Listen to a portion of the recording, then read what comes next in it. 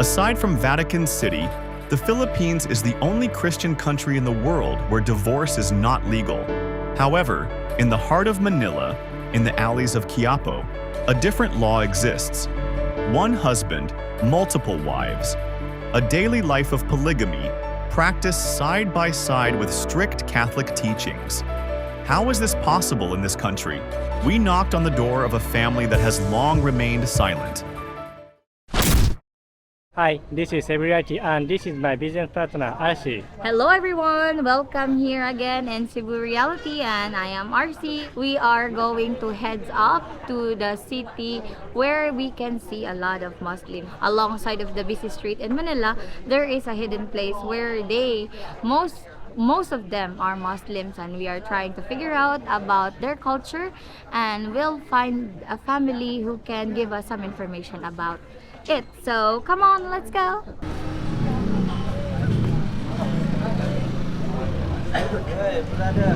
We are here in a Muslim place in Manila, so we're trying to find a person who has more than one wife in this community.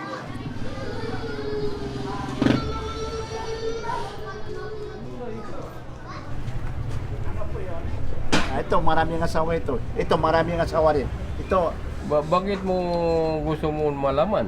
Gusto lang po namin mai-feature yung culture niyo kung paano, culture ba yung Maraming asawa. Kasi sa Philippines hindi po kasi Bawal doon na sa amin maraming allowed. asawa. Isa lang sa Isa Pilipinas. lang, tapos sa Pero inyo, sa Muslim pwede sa mga po. Muslim hanggang sa apat.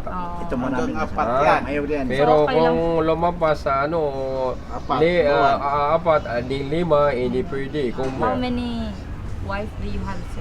for me na sa ngayon na only two. Two wives. Oh. And you, sir?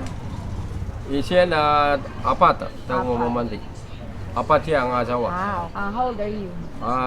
71. Matagal na po ba kayo naninirahan dito sa lugar na to? Oh, mga 30 years ago. 13 years. So, saan po kayo galing? Saan po Sa yung- Mindanao, Sa Mindanao. sa province of Lanao del Sur. Lanao del Sur. Paano po kayo napunta dito? Ano pong rason na napunta kayo dito? Ang kuan namin, mission namin dito sa Manila, hanap buhay. Pag-isa nga na may mga maranaw. Oh, na nagtitinda. Oh, sa iba't ibang klaseng kuan, Manila. Saan niyo po nakita yung dalawang asawa niyo, sir? First time na makigil sa probinsya namin. Kasi alam mo, yung mga kalalakihan, kung makikita niya yung babae na nagugustuhan niya, na siyempre, Huwag ka tumawa.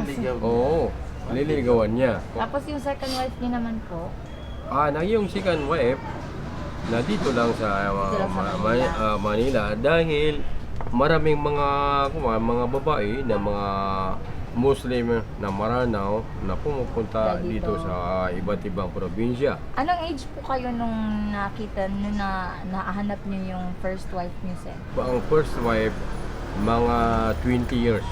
20 years old po kayo noon. And then, yung second wife niyo po, ilang taon kayo nung nakita niyo siya? Na mga 25 years. 25 years old Yeah. din kayo. May anak po ba kayo sa kanila? Na marami. Ilan po ba yung anak niyo sa first wife? Na mga 9. 9. Nine.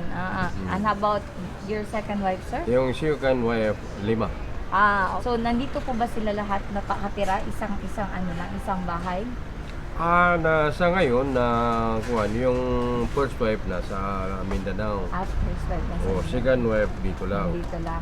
Pero, kung yung first wife pumupunta sa Manila. Pwede. Pero hindi pwede na isang kwarto. Isang bahay.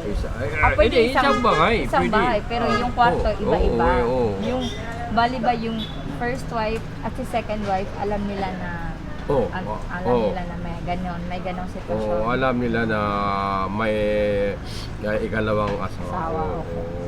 Pero yung ibang mga Muslim first wife, ayaw nila mga asawa yung lalaki, yung asawa niya. Kasi alam mo, sa mga Muslim, bakit pwede yan hanggang sa apat? Kasi, Bakit nga po ba? kasi alam mo, number one, ang population ng mga babae, mga isang lalaki, mga 12 ang babae. Oh, yan ang population na ngayon. Mga lalaki Ikalawa, yung lalaki, medyo mahilig sa mga babae. Oh, na para hindi Ito ba yan? Oo. Oh, para hindi normal din makaroon sa ng lalaki. yung mga bawal. Oh. Kasi alam mo, sa amin, magkabit, kapag hindi para hindi kasal, bawal yan. Talagang pinagbabawal yan. Hindi legal ang buwan. Kailangan maligal. Kailangan. So, bali yung dalawang wife mo, kuya, kasal kayo, kuya? Hindi pwede na hindi kasal. Ay katatlo, para dumami ang mga mga anak. Oo, yun. Pero hindi pwede na yung isang lalaki na Muslim na mga asawa na dalawa na hindi niya kaya. Dapat kaya. Hindi kaya sa panggastos, hindi kaya sa yung lakas niya. Oo, hindi pwede yun. Tapos po, yung mga anak niyo po ba, hindi po ba sila nag-aaway-away? Kasi yan, first wife ka, tapos second wife yung isang Oo. hindi ba sila okay lang? Hindi. Yung communication po nila? Pero minsan, yung mga kasi alam mo, yung mga tao na iba't iba. Iba ang ugali. Oo, ugali. Oo. Kaya kung hindi sila nagkasundo na, kailangan maghiwalay sila. So hindi Oo. sila Kung magkasundo sila na parang family lang. Family, oo. May maliliit pa po ba kayong mga anak? Oo. Or puro malalaki? May maliit. Mga ilang taon po yung pinakamaliit niyong anak? 7. 7 years old. Yung pinakamatanda po, ilang taon naman? Na mga sobra 30. May mga apo na din po kayo? Mayroon. Ilan na po ba yung apo niyo? Mga sobra 10. Sobra 10. So yung mga anak na nag-asawa niyo, ilan na? Yung na mga 5 sila. 5 sila. Oo. Tapos nakapagtapos pa po, nakatatapos na po ba sila ng pag-aaral? Na yung iba, mga license sa nursing, saka okay. engineer, at iba pang mga Mga kurso po. So talagang kayang-kaya Negosyo. niyo mabuhay na may dalawang asawa, sir. Ano po ba yung hanap buhay natin dito, sir? Sa akin, former mayor ako. Mayor. Oo, dati Mayor mayor. saan? Pero Sa- ang hanap Doon sa buhay probinsya ko, namin. Sa probinsya niyo. ang hanap buhay ko, Dito? Financing, oo. Yung nagpapautaw ng pera? Pwedeng muta. Pero ang problema, yung mga ibang binibigay ko Pinautang, na hindi pinautang, hindi makakabalik. mabalik. Yan ang problema. Yun ang Okay. So, paano po yan pag hindi na ibalik? Anong ginagawa niyo? Nawala na. Kaya yung ibang tao na magpapail ng kaso, ako na Hindi ayaw. ka nagpa-file ng kaso. Oo. Sino ba yung mga pinapautang niyo, sir? Sino Na sila? yung mga kamag-anak at saka yung mga ibang mga Muslim. Muslim. Oo. So, paano po yung singilan doon? Paano yung singil? Araw-araw o Hindi araw-araw. ano? Weekly? Depende sa kuwan. Halimbawa, pumupunta sa kuwan na Hong Kong. Binigyan ko na 1 million. Na pag uwi, nabinta niya na sabi niya malaking profit natin. Bibigyan kita ng hindi pwede na yung sa Christian na halimbawa bibigyan kita ng 1 million na within 1 month na bigyan mo ako ng 10,000 na hindi pwede yun. Ay minsan yung business, yung hanap buhay, minsan may profit, minsan bagsak. Wala, bagsak. Nakawa naman yung binigyan mo ng finance. Tapos po, yung di ba sabi niyo minsan iba hindi na naibabalik. So, Anong negotiation niyo? Anong pinag-uusapan niyo kung para maibalik lang yung pera na yun? Kung minsan kasi alam mo yung tao na Bumagsak. up and down. Up and down. Kapag nakita ko na may pera, sisingilin. Sisingilin mo. Oo, yun. Okay. Marami na po ba kayong mga customer or kayo-kayo lang? Marami din. Yung iba din, yung mga hindi Muslim. Makakita nung anong ko lang siyang tao o mga foreigner. So yung asawa niyo po ba, sir, yung second wife niyo nandito, di ba? Oo. Nandito siya ngayon. Ano yung pinagkakaabalahan niyo? May business din ba siya? Sa akin wala. Pero yung ibang may maraming asawa, binigyan niya ng pwesto ng dinegosyo. Kapital ang sa mga- negosyo. Yung sa iyo, sir, wala lang. Wala pa. Nasa bahay lang siya, Oo. nag-aalaga ng bata. Bakit daw po yung first wife niyo hindi nandito ngayon? Actually, kaya may bahay ko doon sa Kuwan. Mindanao. Nasiya lang ang Kuwan. Siya lang yung magmamanage Manage doon. sa Kuwan, yung mga bata. May negosyo din ba siya doon? Wala. Binibigyan niyo lang ng pera, pinapadalhan Oo. niyo. Ano po daw yung ginagawa niyo kapag, di ba, minsan iba hindi nakakabayad sa inyo. Tapos minsan din, meron din sigurong tumakas na lang, yung hindi na nagpapakita. Ano yung ginagawa niyo doon? Nahabol niyo ba? Kung tumatakas na wala tayong magagawa. Wala na. Sa kabilang buhay, kapag may pera ka sa isang tao, na masisingil mo sa Kabilang buhay. Okay. Ano daw po, may qualification po ba daw yung isang lalaki na isang Muslim para lang makakita ng pangalawang asawa or pangatlong asawa? Wealthy talaga?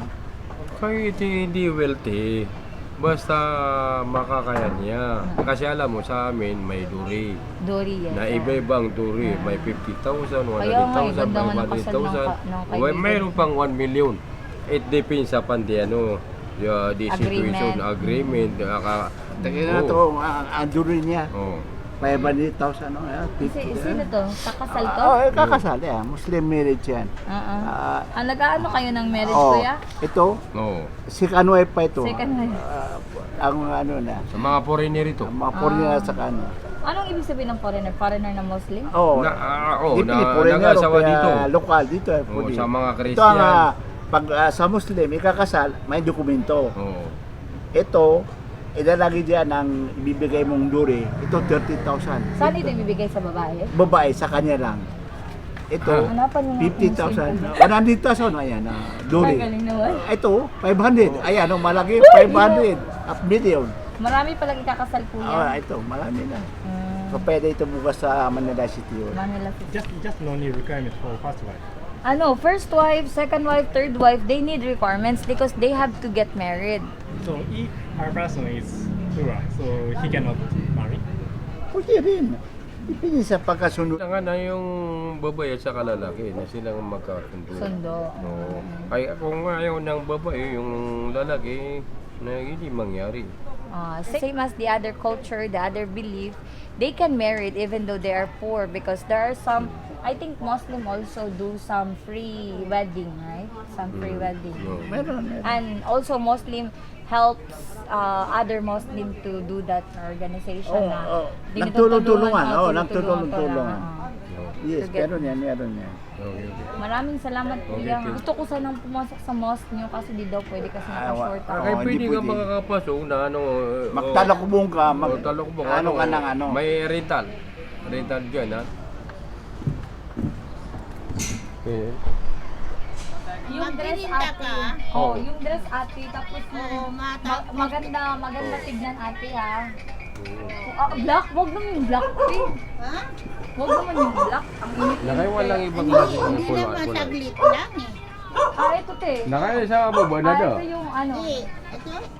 Ito? Oo. Kaya walang buwan. Walang ano. Ito may kamay. Oo. Pwede yan sa baba. Ayan na lang stripe te. Ayan. Oo. Ito okay? Okay na. Magkano renta? Ano kung renta? 150. So, we're trying to go inside the mosque. So, we're here in this store to change. Ang taas! Oh, yan na. Itas Yan mo. na, may taas. Dito. Oh, pwede naman. Anong pangalan? Ang tawag yun dito, te? Mukna. Mukna. Paano ba to? Ganyan. Hindi yung katawan. Yan. Ganyan lang. Na.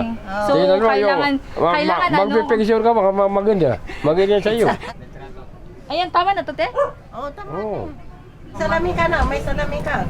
No, maganda yan. Ganito pala itsura ko pag Muslim na. Para ka nga purely Muslim. Really? Oo, tama talaga. So, let's go. Yeah. So, inside. Anong dapat namin gawin sa loob, te? Anong bawal, ganun? Sa loob ng mosque? Tingin-tingin lang. Ah, okay. Take videos, ganyan. Pwedeng mag-take ng video? Oo. Okay, guys! Now, I'm wearing the Muslim outfit. It's a good experience.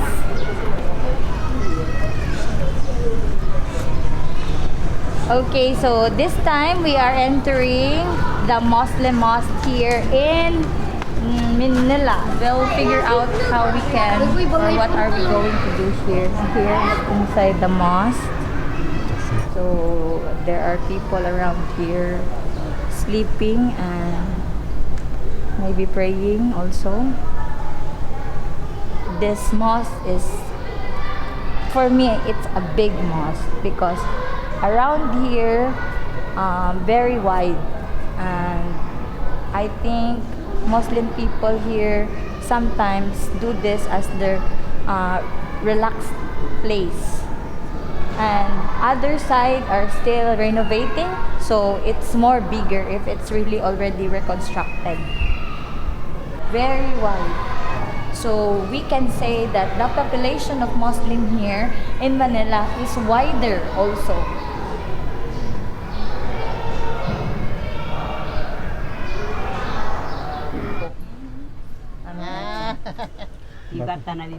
Bakit daw po kayo nagbebenta ng ganitong mga damit na yung pang Muslim? Kasi Muslim kayo lahat dito, di ba, halos? Tapos Kasi meron na kayong mga damit na ganyan sa bahay. Pero bakit pa rin kayo nagbebenta ng ganitong Kasi damit? karamihan na wala pa siyang ganito, bibili siya. Ah, okay. Yan ang ano. Minsan naluma Minsan, para may bago. Minsan luma yung mga ganyan, mga mukna, bibili naman bago. At saka yung mga... Sino po ba yung mga customer niyo dito? Yung mga ano lang, yung mga Muslim din? O may dayo talaga na po? Mayroon naman pang costume ginagamit. Costume. Pang Muslim attire. Muslim po attire. So magkano ba yung benta nyo, te? Yung ano lang, yung normal na benta nyo lang? Sa 500 yung mga mukna sa amin. Konti naman Kasi tinutubo dito. konti na lang, tinutubo namin. Pwede magtanong, te, tungkol sa marriage status ni po, te. Marami ba kayo sa asawa niyo, te? Hindi. Ikaw ba, te, yung asawa niyo, te, isa lang, isa ka lang? Yung asawa namin, pwede mga asawa siya ng isa pa. Pero sa ngayon, te, sa asawa niyo, te, dun sa husband niyo, te, ilan kayong babae niyo? Ay, isa lang. Kasi Ikaw lang. depende kung magkasundo kayo kung papayag ka ng mga asawa siya. Okay. Pero ngayon Only wala one wife. kaming asawa kay patay na. Ikaw, te. Pareho kami. Pareho. Pero Yung Muslim po daw ba na nasa Philippines, usual daw po ba, same lang po ba daw yung tradition na pina-follow nyo dun sa Muslim talaga na yung may asawang marami? lahat ng Muslim, May- ganun. Okay, salamat. Maraming salamat po Sige. We discovered a kind of population wherein they are truly organizing each other within this vicinity area, and we unlock the particular situation which their culture has, which is about having 2 wives and 1 man. So thank you for watching Cebu Reality, and see you in the next video. Goodbye.